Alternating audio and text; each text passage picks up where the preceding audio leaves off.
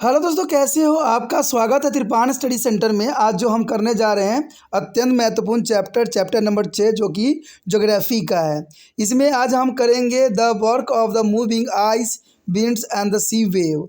इसका मतलब यही हुआ कि हिमानी पवन और समुद्री तरंगों के क्या कार्य होते हैं। तो इसके विषय में हम विस्तार पूर्वक चर्चा करेंगे। ये चैप्टर जो है कई मानने में कई क्लास के बच्चों के लिए इंपॉर्टेंट है, चाहे वो सीबीएसई से पढ़ते हो, चाहे एनआईएस बोर्ड से पढ़ते हो, चाहे यूपी बोर्ड के बच्चे हो या बिहार बोर्ड के बच्चे हो। अगर उन्होंने ज्योग्राफी के चैप्टर लिया है, अगर उनके पास भी गोल है, तो इसका मतलब ये चैप्टर उनके लिए अत्यंत महत्वपूर्ण होने वाला है। ठीक है, लेकिन आपको पता है चैप्टर स्टार्ट करने से पहले एक बात जो मैं हमेशा कहता हूँ, जिसको आपको सोचना भी चाहिए, विचार भी करना चाहिए और अमल भी करना चाहिए, वो ये है कि जब भी वीडियो देखिए पूरा देखिए, क्योंकि अधूरा जानकारी सदैव खतरनाक होता है। साथ में एक इंपॉर्टेंट बात ये भी रहता है, अगर आप पहली बार वीडियो देख रहे हो तो लाइक शेयर सब्सक्राइब करना मत भूलना, क्योंकि दोस्तों लाइक कीजिएगा तो बनाने वाले का मनोबल बढ़ता है, सब्सक्राइब कीजिएगा तो इससे ये होता है कि जब भी मैं कोई वीडियो डालूंगा उसका नोटिफिकेशन आपको समय रहते मिल जाएगा। और देखिए शेयर का मतलब ये होता है कि आपके थ्रू ना जाने किन बच्चों को हेल्प मिल जाए, ये आप भी नहीं जानोगे, इसलिए जो है आप शेयर जरूर करो। ठीक है, व्हाट्सएप स्टेटस पे भी लगाओ। दोस्तों एनएसएस सेंटर जो है कई मानने में बहुत से बच्चों के लिए हेल्पफुल है, चाहे वो 8th क्लास हो, 9th 10th 11th 12th हो, चाहे वो एनआईएस बोर्ड के बच्चे हों, ठीक है, चाहे बीए एमए के बच्चे हो, सभी क्लासों के लिए कुछ ना कुछ जो है त्रिपान एनएसएस सेंटर में उपलब्ध है। तो इसलिए आपके लिए ज़रूरी है कि आप सब्सक्राइब करके इसको चैनल को जो है सेव कर लो, नहीं तो बाद में अगर रिसर्च करोगे तो शायद आपको ये चैनल प्राप्त ना हो। तो इसलिए सोचना नहीं, विचार नहीं करना है, सब्सक्राइब करके जो है अपने पास सेव करना है। दोस्तों ये तो बात था आपके लिए, लेकिन आप देखते हैं हमारा आज टॉपिक क्या है। Today I have a most important chapter doing here, the work of moving ice, wind and sea wave. There is a most important chapter and the important point arrive here, a landform produced by the glacier. There is a most important point here.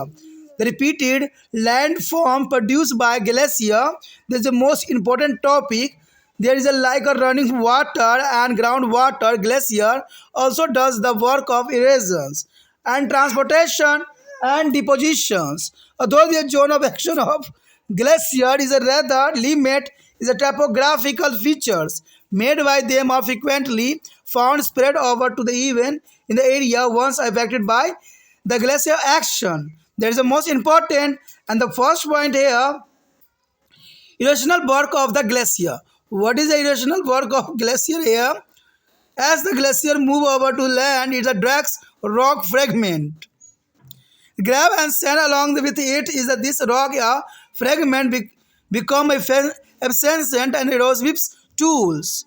With there is a help of glacier scraps and the score of the surface rock with which it is a come in the contact. This action of glacier leave behind to sketch and the grooves on rocks. The landform created by the glacier, the erosion are the first here is a cracks or quarries. There is the most important here. Snow collected at the upper end is a ball-shaped depression is called circuit. The layer of the snow is a process of a compaction and the recrystallization. Recrystallizations are called firn. There is the most important here. The layer of snow is the process of compactions and recrystallization is called firn. And sometimes the deepest part of these holes are occupied by the accumulated water to form a quarries lake or train. Here show the formation of the circuit. That is the most important. The snowfield here present on the arrow show here, and the state snowfield. And the quarries lake is a turn. There is a stars as square with the lake. As circles on the quarries here present. There is a most important diagram, matrix show of the formation of circular layer here. The next point here, the U-shaped valley. U-shaped valley is the most important point here. The glacier does not be curved a new valley like a river, but a deepens and widens a pre-existing valley by the smoothings away for the irregularities. In this process, the glacier is a broadens their side of valley. The shape of the valley is formed in this manner. The resemble the letter U. It is therefore called a U-shaped valley. and such a valley is relative to strength has a of flat floor and the nearly a vertical size. Show here picture. This is the U-shaped valley. There is the most important. The ice here deposit for the air, and a formation of the U-shaped valley. There is the most important shape on geographical student. The next here is a hanging valley. There is a hanging valley is also important, just like a tributaries stem of river, and there is a tributaries glacier also, which is join the main glacier after moving over their mountainous path. And these tributaries glacier like the main glacier curves a U-shaped valley. However, they have to the less volume of the ice than to the main glacier, and thus there is a rate of the erosion is less rapidly. As a result, there is a valley are smaller and not as deep as that of the main glacier.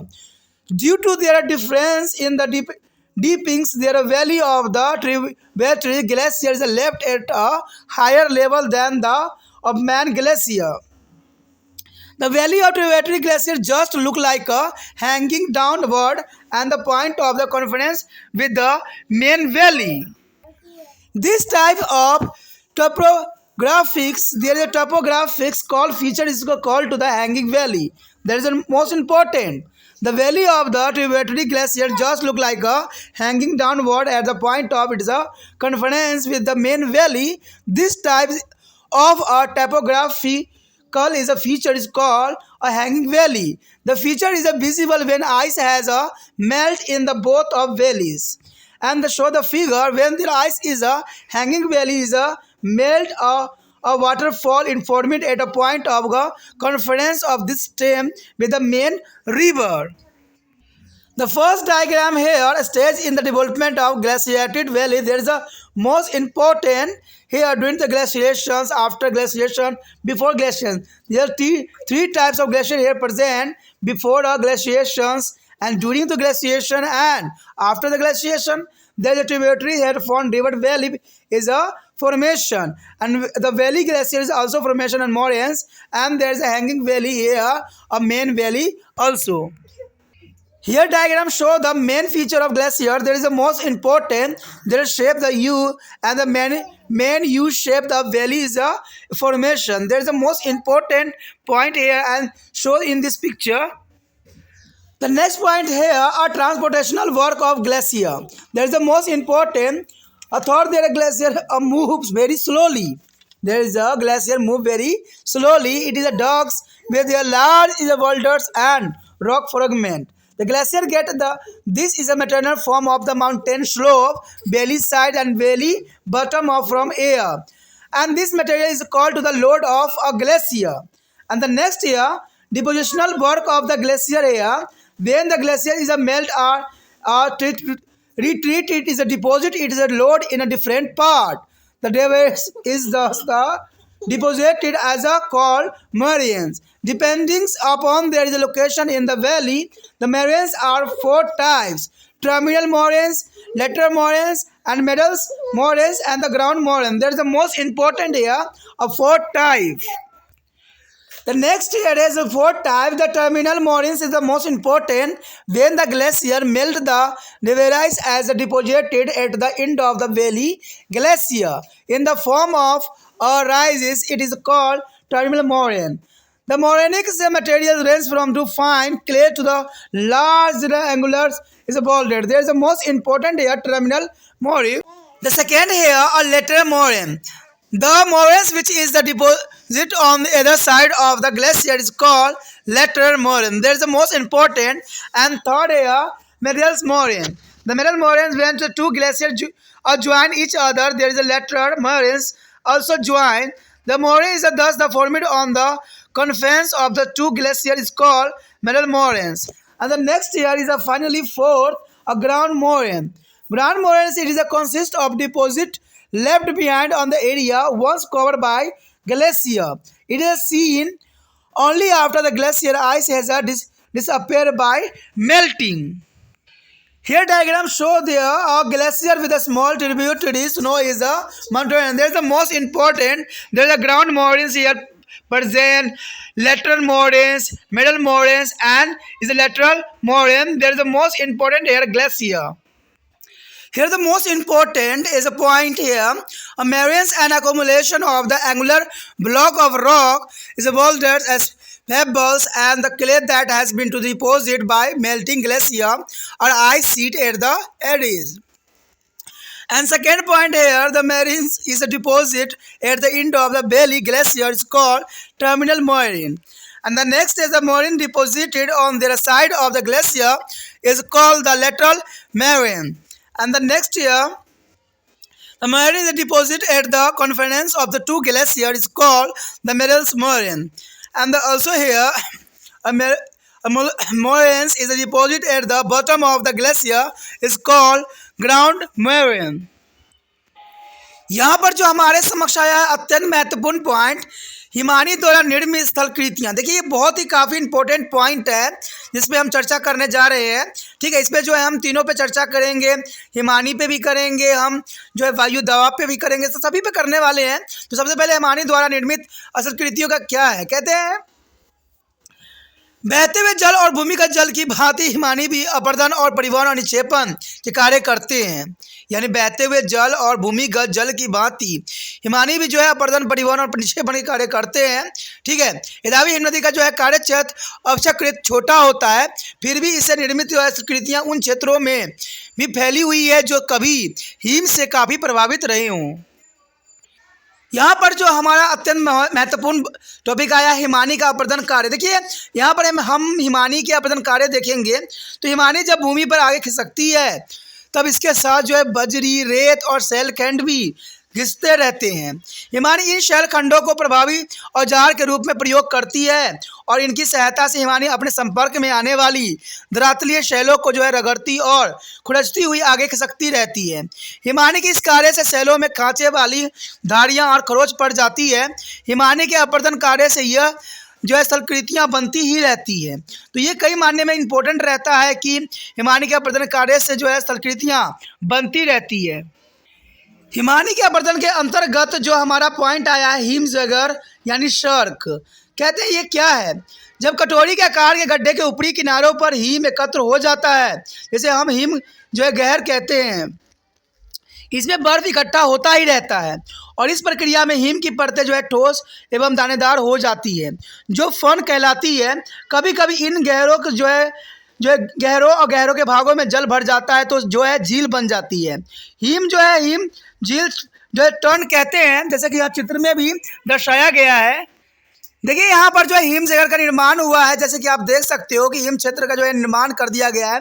ऊंचे ऊंचे पर्वत के बीच में जो है ये झील आपको नज़र आ रहा होगा, इसी को जो है हम हिम जगह का कहते हैं. और इसमें जो है पानी जो है धीरे धीरे इकट्ठा होती है क्योंकि ऊपर जितने भी बर्फ़ पिघलते हैं सब जो है यहीं पे जाके इकट्ठा होता है. तो ये कई मानने में जो है हिमजगर बहुत ही इंपॉर्टेंट होता है. उसके पश्चात इसका दूसरा पॉइंट ये आता है कि यू आकृति की घाटी. यानी यू आकृति की घाटी का निर्माण होना एक स्वाभाविक बात रहता है. नदी की तरह हिमानी कोई नई घाटी नहीं बनाती है, अतुल पहले से विद्यमान घाटी को और अधिक गहरा, चौड़ा और सपाट कर देती है.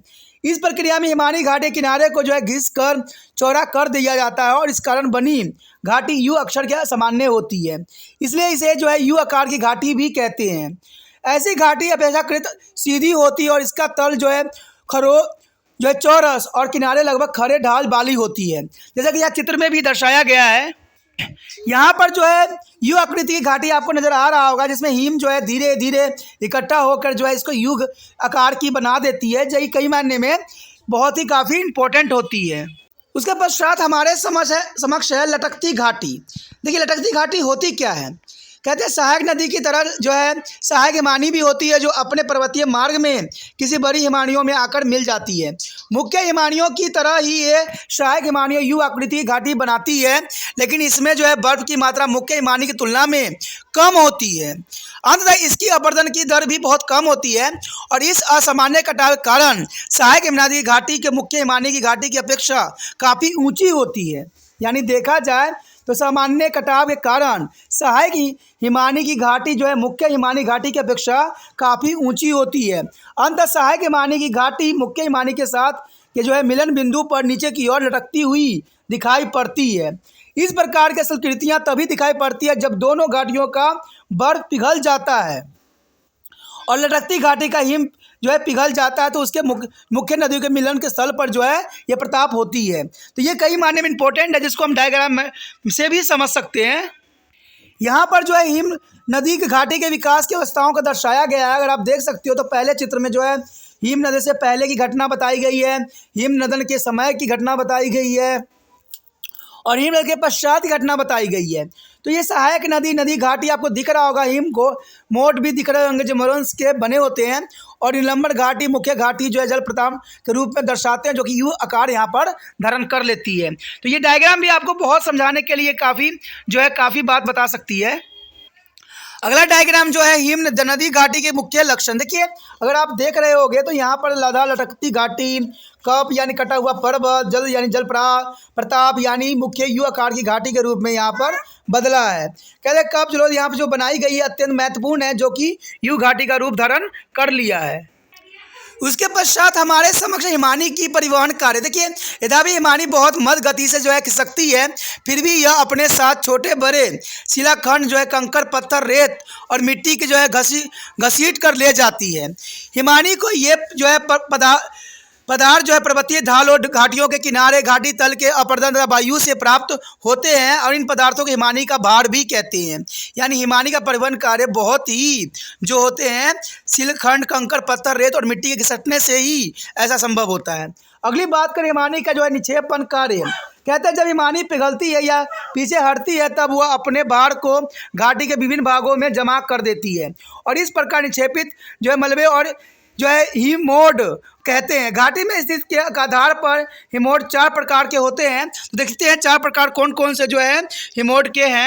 पहला हमारे समक्ष है अंतस्थ हिमोड। कहते हैं जब हिमानी पिघलती है तब जो है मलबा घाटी हिमानी के अंतिम भाग में जमा हो जाती है और एक कटक जैसी स्थलाकृतियाँ बन जाती है, इसे अंतरस्थ हिमोड कहते हैं। हिमोड पदार्थों में महीन चिकनी मिट्टी से लेकर बड़े बड़े नुकीले शैल खंड भी हो सकते हैं। कहते हैं पार्श्वरक हिमोड जो होते हैं, दूसरा पॉइंट है, इसमें हिमानी के दोनों किनारों पर जो हिमोड जमा होते हैं उन्हें पार्श्विक हिमोड कहते हैं। उसके पश्चात हमारे समक्ष मध्यस्थ हिमोड।